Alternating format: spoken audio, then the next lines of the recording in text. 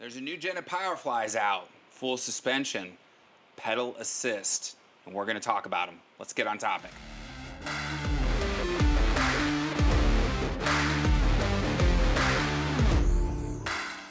Hey everybody, it's Thomas with Get Out Arizona, and you're watching another great episode of Bike Showcase on Toolbox Topic. I'm joined once again by my co-host Brandon Banley. Brandon, how the hell are you? All right. You doing all right with this heat that we've had the last week? No. No? It'll Not be so all right. much? We'll be okay. You gonna go riding this weekend? No. No. Nope. It's gonna stay inside? With my shades closed, air conditioner on, and my underwear. Summertime hermit? That's right. With the friggin' Pabst Blue Ribbon? Watching NASCAR? Yeah. Maybe not the NASCAR, but Football? And by football, I mean soccer, guys. yes. Football. Yeah. All right. We're already off topic. Let's get back on topic before we get lit up in the comments.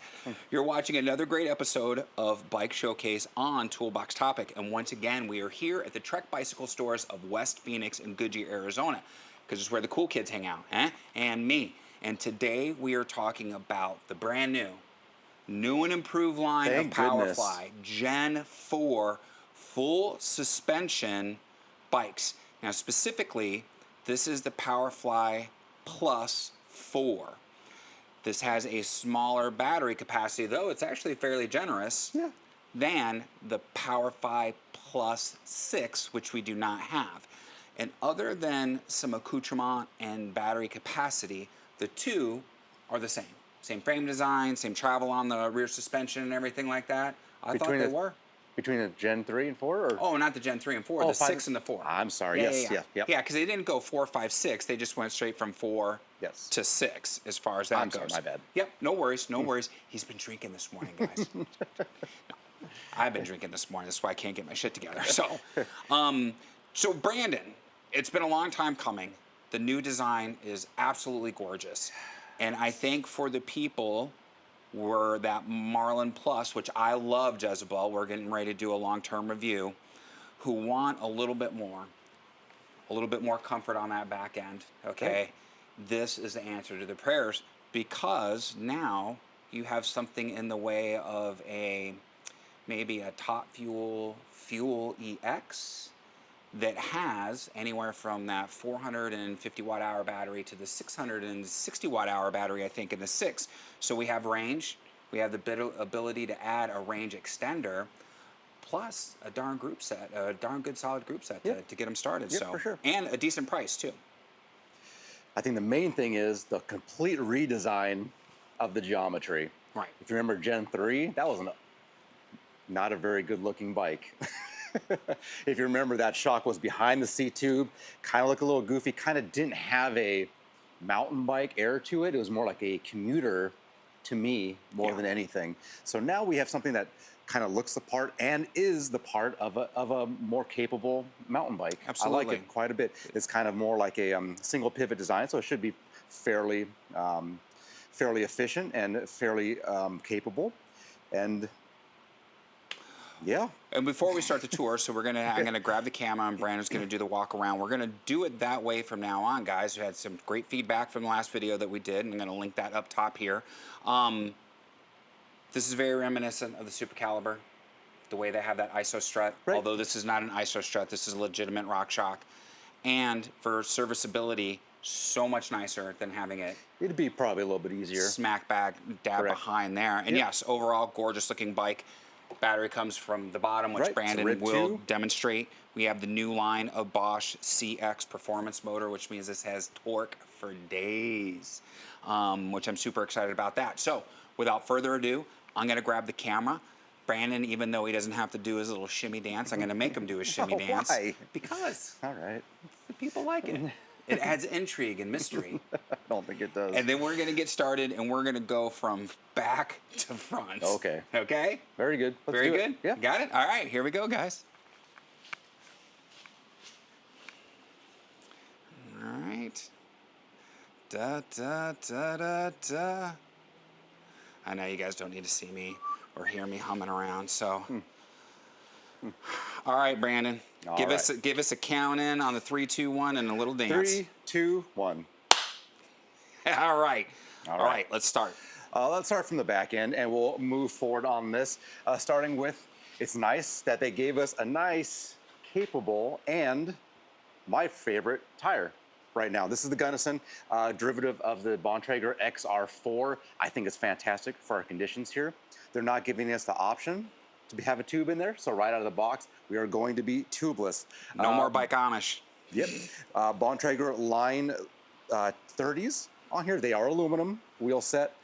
Made it to a, it's a Shimano. Unfortunately, it's not giving us the option for a rapid drive hub system on this one, but that's okay. Everybody will be okay.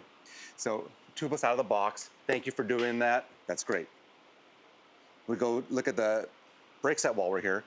I'm glad they're giving us a nice big rotor, 4-piston Tektro. They're okay. They're good brakes, but it should have some good power. The main thing for me is that they're giving us a big rotor, 4-piston brakes. We have a heavy bike. We have a fast bike, Brandon, powerful bike. What's the weight on the bike for those who want to know? I don't know. Okay, and at this point we'll have it down below. Yep, so you can see right here. Look down there. So I'm very happy they did that.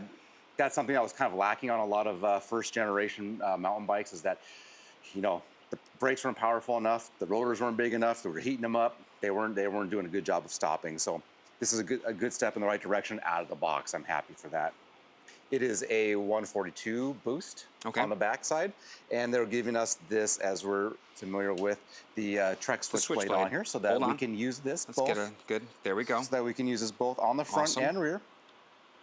But let's note that we should always keep this on the rear, as that's where it's intended to stay for storage. And then we have Trek's ABP on there as well. So just like all our other mountain bikes, the rear linkage is concentric right through the rear hub. So that's going to eliminate brake stacking, brake jacking, and suspension stacking. So, and for those of you who do not know what those terms mean, next week, Brandon and I are going to do a whole new series of Toolbox Topic quick tips. And we will talk about definitions, because some people, especially for new riders, they don't know what that lingo is. So it would be good for them to understand that jargon. So very good. Now we do have the charging port on the non-drive side, correct? You want to look at that while we're here? Yep. Here's our charging port. Should be fairly weather resistant. And a nice kind of discreet place for that. Yep. Same cover that you see on the Marlin as well. Right. I haven't had any issues with it, and it's done really good keeping the elements out. Let's go to the drivetrain. We have a 10-speed Q's drivetrain on there. It's okay. It's okay. It works. I'm not a huge fan of the Q's. They're practical. They work just fine. Okay. Again, you can see the ABP on this one, advanced brake pivot. And then coming back here towards the rear of the bike, we're getting now into the frame portion of it. This is a platinum aluminum frame. This is the aluminum. I don't think there ever will be a Powerfly in carbon fiber, because then you're just going to jump up to the EXE at that point for the carbon frames. Or the fuel, actually. The fuel 9998, those are carbon fiber. Not the fuel, the rail. The rail, excuse me. Yep, we got the rail. For whatever reason, they put this little guard on here. There's not really protecting anything on the backside. That's okay, I guess. It's removable.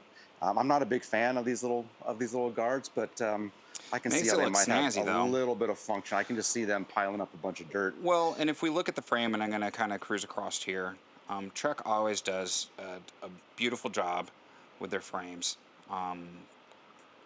as far as aesthetics go. And then we could see down here housing that Bosch motor. Now this is the Gen 5 CX performance line. Right. So what we're going to get out of this motor, out of the box, is 85 Newton meters and 250 watts. Now the nice thing about this particular bike is this is Flow. What is it?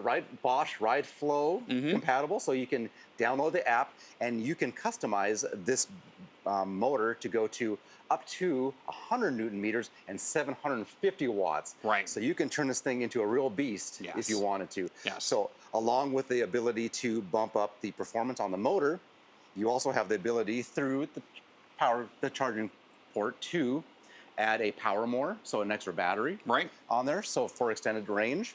And then you can also hook up to this the Bosch Connect. Unfortunately, on this particular bike, it's important to know that if you were to hook up Bosch Connect to this motor, that you will no longer be able to use the protective plate on the bottom. So keep that in mind. Right.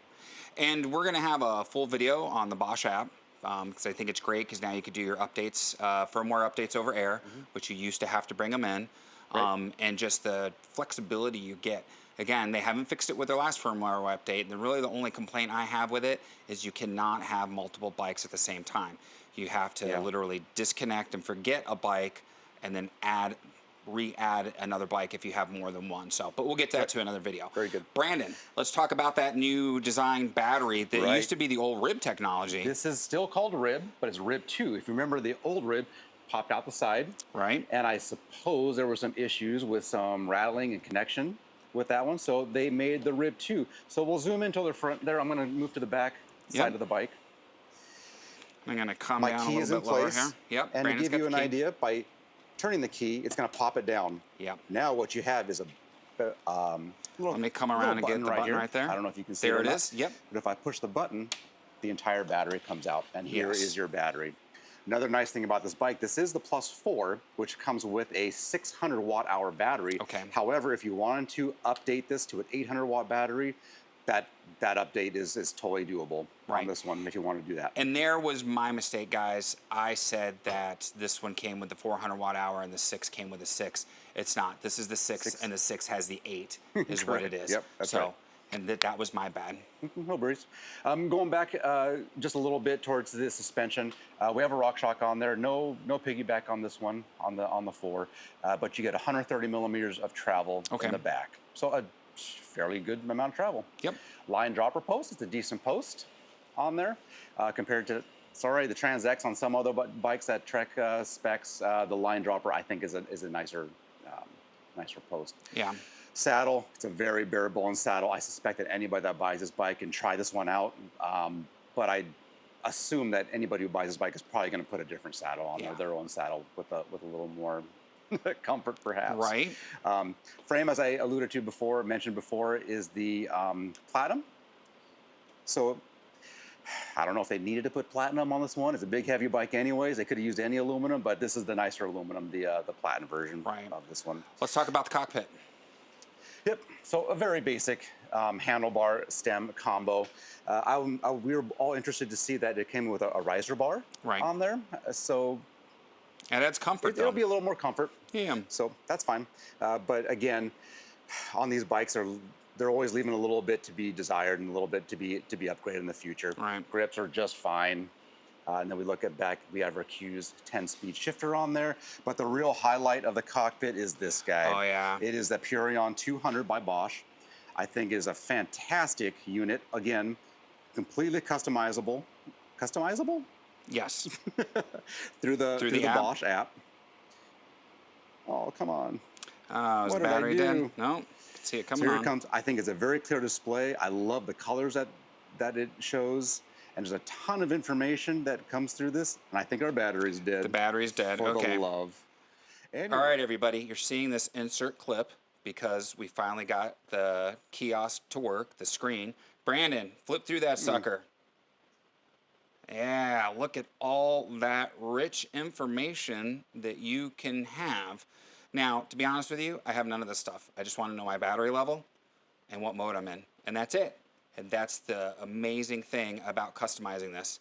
And there you go. Green is Eco, blue is Tour. That is EMBT mode, purple, and that's rocket ship mode and sane warp speed. So there you have it, my friends. Yeah. Okay. Love. Anyways, if there was working, you have a number of different pieces of information you can get, and you can get 4 modes of e-assist through that. Now, I don't want to cheat and go home and record my Marlin in that Bosch, but it's the same exact display, and I can tell you right now, one of the best displays I've ever seen on a pedal assist. The screen's easy to read in the dark, and easy to high and use, easy. all that. Just I'm amazing. huge. They did a great job with that. Hit it out of the park. Huge fan. All right, let's talk about front I suspension. dig it. Front suspension, 120 millimeters. You get this RockShox Recon on there. Again, a little bit to be desired, but at the price point, it is a good performing, good quality, serviceable fork that'll serve you well. Yep. I like the nice robust head tube on this one, and we have all of our internal cable routing, which was well done on here. I like how they made a separate port for our for our kiosk on there as well. Right. So nice and clean. Which is look up something we front. didn't see in the other generations, and that kiosk cable used to get snagged Yep. a lot. So And up front, once again, we get the same wheel up front, and then we also get a big rotor 4-piston brake on there, which is going to give us some good stopping power as well. And that's about that for that. all right, well, let's get the camera set back up, Brandon, and do closing. Okay. All right, Brandon. So overall, a lot of really good improvements, in my opinion. Yes, Okay. absolutely. I agree. But I think at the price point they could have done a little something bit better than the Qs. If I'm going to be honest, because I want to be, as you guys know, I'm not necessarily a fanboy.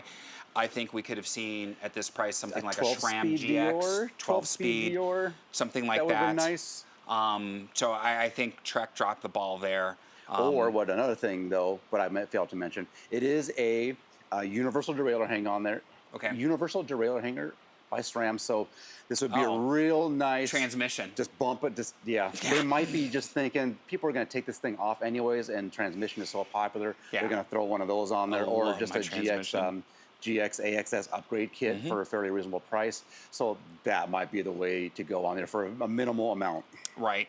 And it could be either or. But for those who are going to leave this stock until something breaks and then replace, I think Trek should have done a little bit better for their customers. Again, you know, take this with a grain of salt. I don't work for Trek. I'm not trying to get anybody in trouble or anything like that. But for $5,000, and I think the price is $48.99, I would have expected at least to see 12-speed. And something like you said in the D or even like a SRAM Eagle or a GX or something. Even mechanical would have been fine. Yep. So, but overall, again, great bike. And now knowing this is a 600 watt out battery, if you get the range extender, you're at 200 and, well, you add an extra 250, you're at 650 watts. Right. That's a whole lot of range on this bike because the Marlin has 400 watt battery that you can't remove. 650 with the range extender, and I can get over 32 miles in EMBT mode, and that's mixed terrain, uphill, rocky, with, and they've averaged around 1,500 to 2,000 feet of elevation gain. Right. So the efficiency of the new motor is just insane. You can have a lot of time in the saddle on this bike. Absolutely insane. So I'm actually kind of jealous. I think I got to sell the Marlin now so I can get one of these. Just switch everything over that I've already upgraded on that one onto this, and then sell that one as stock with a Rogue Panda bag, because you know I'm that kind of nice guy. Joking. So all right, guys, seriously. Anything else you want to add, Brandon, before we do the closing? I think we got all the high points. If you've made it to this point, God bless you. Thank you so much. Like, subscribe, bell notification icon. It's the trifecta we love so much here at Get Out of Arizona because it helps out with the channel, helps out with the video, and we need all the support we can get as we move forward. We've just passed 2.2 million views. We're happy about that. And we're coming in on 6,300 subscribers, which may not seem like a lot, but we've been working hard and we're getting there and we're happy with that progress. Some links down below. Trek Bicycle Stores of West Phoenix is the most important link. Any questions, you can always comment down below. Or you can follow that link, give Brandon and his team a call. They will assist you with any of your questions that are bike related. I know I joke around, ask them anything, but don't harass them. That's my job. Bike related questions, or if you're local, come on in, guys. They would love to see and talk to you in person. Instagram, Facebook, TikTok, the devil's work. It's our social media, but we need to have it out there to get the word out for Get Out Arizona. We do group rides, which none of you ever show up to, and we do group hikes, which none of you ever show up to. But I keep advertising them because the only thing that makes the trail better is when you guys are with me. So keep that in mind. Follow us there. The Amazon store link is down below. You do not have to buy anything from our store. However, when you follow that link and make a qualifying purchase, no matter what it is, we receive a small commission, helps out with park pass money, gas money, and coffee money. The other trifecta we love so much here at Get Out Arizona. So it all makes a difference, guys, and it helps us out tremendously. So on that note, my friends, what do we always say? Be kind to yourself and others. Be amazing stewards on that trail, all right? Our job's to educate, because we're a community. And we have to ask, what are you waiting for? Get Out Arizona. Gosh darn right. My friends, we will see you on that next adventure. Brandon, have a great weekend. Yeah. We'll see you next week. Take Bye. care, everybody.